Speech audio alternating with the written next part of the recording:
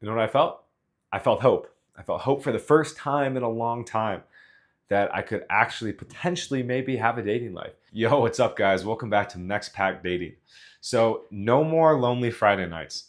I wanted to make this video because I was reflecting on how most of my life I dreaded Friday night, and most of the pain I experienced around dating came on those Friday nights, on the weekends, because there's like an energy about the weekend about dating, right? Like, you're gonna see your girl, you're gonna go out, you're gonna do some fun stuff with friends, and there's been many periods of my life where I didn't have that. I didn't have a great social network. I definitely didn't have any women in my life, and so it was quite lonely. So ideally at the end of this video, you'll have some motivation that, okay, if I put in the work for dating, and if I go through the couple of years of trial and error, getting online, going out and doing approaching, that I won't have to experience that loneliness that hits on the weekend that I know so many of you probably have experienced, and I did for many years. So like when I was in high school, for example, there'd be periods where I had a lot of friends and there were periods where I didn't. So I had a girlfriend for about 1 year, sophomore year, and it was really nice, right? I finally felt like alive, like I had a lot of stuff to do. I did break up with her though, and I realized that she never really like was attracted to me in a physical sense. It was more my status. I was on varsity sports. I was in two varsity sports, and so I was in the paper all the time, and so I think a big reason she dated me because I had that status and I had a lot of cool friends and stuff like that. But she never was really like, I think, attracted to me. So it wasn't the greatest relationship, but I would have lonely nights on those nights too, because all we would do is make out. So that ended, and then felt really empty because I didn't have a girlfriend. So, a lot of lonely nights ensued for the next couple of years because, Friday would come around. I didn't know how to get a girlfriend. My status had kind of decreased. So anyway, continuing on. So I got into college and I did not know how to talk to girls at all. I go out every Friday night hoping that this was my night that I could make it happen. And it never worked out. So I ended up just smoking weed and going home and, I don't know, like watching corn or something and feeling that loneliness. And that just ensued for the next few years. Had no success in college. I had one opportunity and I did a bunch of MDMA and then I got whiskey dick. So was not able to perform, and that was my one shot. Didn't work out. So after university, I decided, okay, I'm gonna go inwards. I'm gonna discover myself, right? I'm gonna become the best version of myself. Go on the self-help journey in hopes that become so good at whatever I am doing that the women just start to come, right? So I know a lot of you guys maybe have experienced this as well with money. Like, hey, I'm going to get rich, and then all of a sudden women are going to be there. That's not the case at all, and that's not what I found with going inwards as well. It definitely helped in the sense that I like myself more, and I'm way more able to be like at peace with who I am. However, yeah, it did not all of a sudden just attract women into my life. And in fact, it was probably a deterrent because I would go out and I would start talking about, like, I don't know, the things I was passionate about, which was like spirituality, self-development. And guys, here's a little pro tip. Girls don't care a damn about that. They care about the results and how it affects them, but they aren't interested in your development journey. Like, that's something you keep to yourself and you share with your boys. So I started that journey at like 19, 20. And I'm gonna be honest, I didn't get laid till I was 27. So I went through a good 8 years without any relationships, I had one hookup in that time, and it was quite awkward and not very exciting. So yeah, 8 years of just kind of loneliness on those Friday nights. And I just remember Friday night would roll around and I was in a college town and I would be driving around and just seeing people out, guys with girls, and I would just feel so much jealousy, like, and envy too, envy is a very toxic emotion. Envy is, I would say, worse than jealousy. Jealousy is you want what someone has. Envy is you want what they have and you don't think they should have it. So that's what I felt a lot of nights, man, just wishing that I was a part of that, just feeling that left out, fear of being left out. And the only thing I knew how to do was just keep doing my spiritual work and stuff. So or maybe, like, if you can relate this story, maybe the only thing you could do is just go back and make more money, right? Because that's the only skill you know how to do. I would go to the gym too. I would work on my fitness, and I, would get fit, and just it didn't attract women either. They call it being a gym cell. When you spend all your time in the gym hoping that it'll get women, and it doesn't work. You need to learn the skills of talking to women and how to understand them and their psychology and stuff like that. Which, again, that's what we're here to help you figure out. So Friday nights, man, like, I wish it was like a day of joy and happiness and excitement. but it just wasn't. It was a very dark time, I guess. And why I'm sharing this video is because you might be in that situation where you want to have that dating life, you want to experience those relationships and being able to go out and make memories with people and stuff, and it just seems like it's never going to happen. And at 27, that's how I felt. I'm like, man, am I going to be stuck like this forever? Am I never going to have a relationship? No matter how much success I get or accomplishments I get, am I just not capable of relationships? The universe does not want me to be dating. Now that's when I discovered this whole space and decided, okay, wait, hold on, there is a solution. It's not one that I want to do, because what I wanted to do is just keep doing what I was doing, and the women just come, but obviously that didn't work. So what I started to do is get out there. I started to start doing approaches, right? And it was very uncomfortable, guys. So I totally empathize if you're in the beginning of your journey and you're like, I don't want to freaking do this. Like, this is going to suck.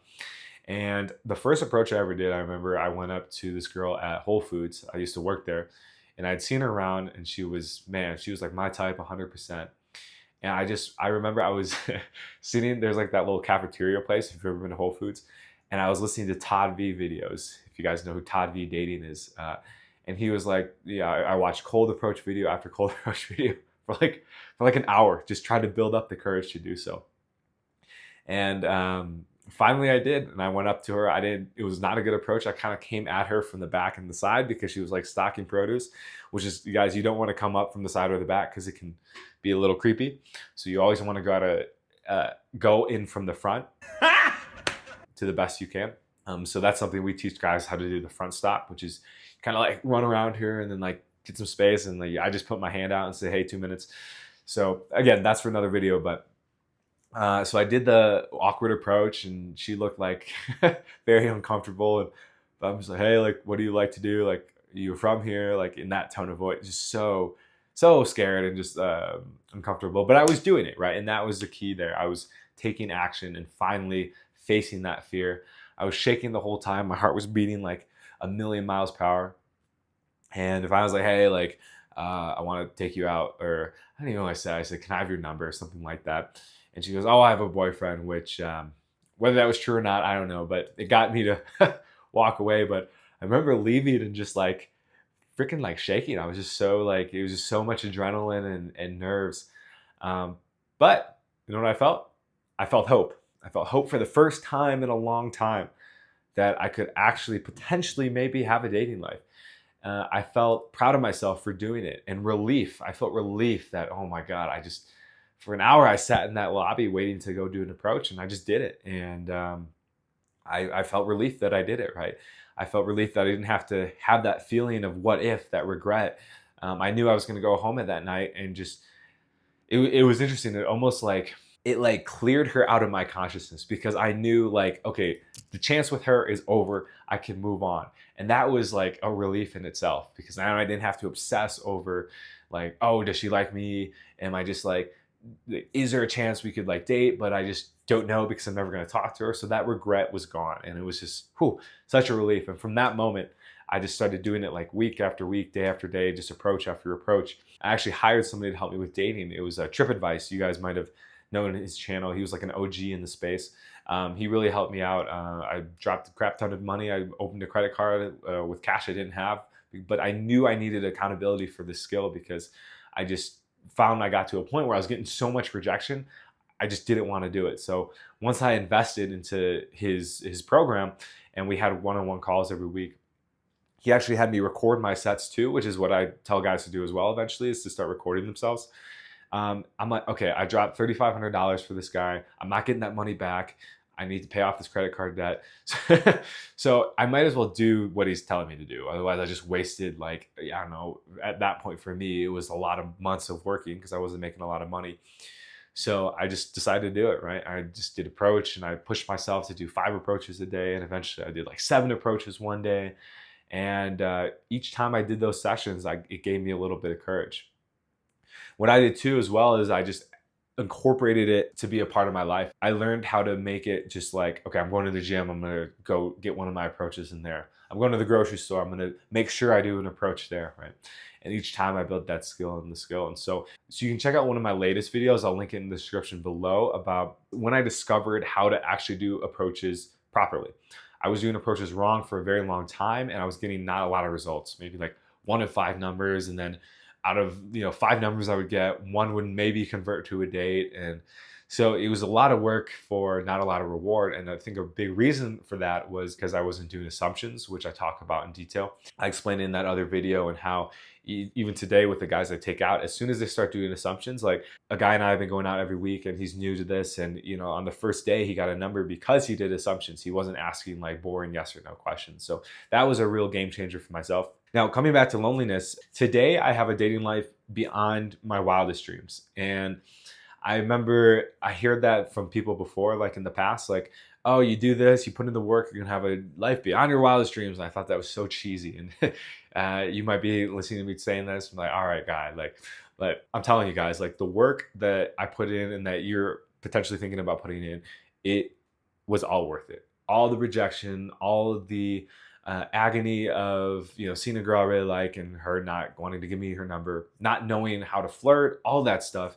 The sexual frustration that I experienced when I know, not too quick or something like that. It was all worth it, guys. And I can tell you, like, it's a promise to you that if you put in this work on figuring out your dating life, it will be one of the best decisions you ever make in your life. Not only did it help me with dating, obviously, it helped me with relationships in general. It helped me with my confidence. It helped me with business, right? Because I'm like, okay, if I can go talk to this 9 out of 10 in the street, I can go ask this guy about, making a sale, right? Like, it just made everything else in life a little less intense, because I did one of the hardest things that a man will ever have to do in his life, and that's go and approach women. So the best part too is, Friday nights is a night where I can, if I want to, and if I don't want to, I can go have a date. I'm at a place where if I don't want to have a date, I don't have to have a date. It's a choice now. It's a choice. It's a conscious choice. And that's such a freedom, man. It's so nice to know that, okay, the weekend's rolling around. I'm going to have a full weekend of fun with some girls I like, because I put in the skill. So tonight, it's Friday night. I'm taking out a girl for her birthday, and we're going to have a great time.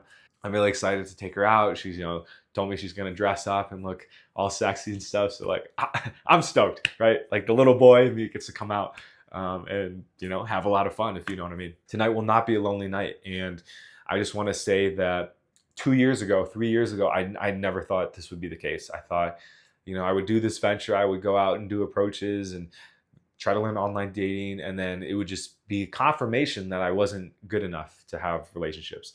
But no, that wasn't the case. It actually proved quite the opposite, that I am very capable of dating.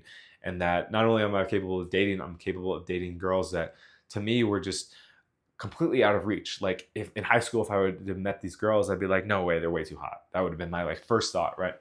So again, guys, may this video motivate you to start putting in that work to create your dating life. If you don't know where to start, of course, you can hit Jaron and I up to help and guide you through it. We're here to teach you what we learned and help you avoid some of the pitfalls that we made so that you can, get this quickly. We don't want to work with you forever. We want to help you fast and efficiently so that you can start, building your own dating life. And eventually, what I tell everybody I work with, like, you're going to get so good that eventually you could, help people if you wanted to, right? You'll create your own system that works for you and that you can teach other guys. Whether that's what you want to do or not is just saying that you're going to get so good at this skill that you can teach others. So that's what we want for you. We want you to say goodbye to lonely nights, to be able to have a fun, joyful, adventurous weekend.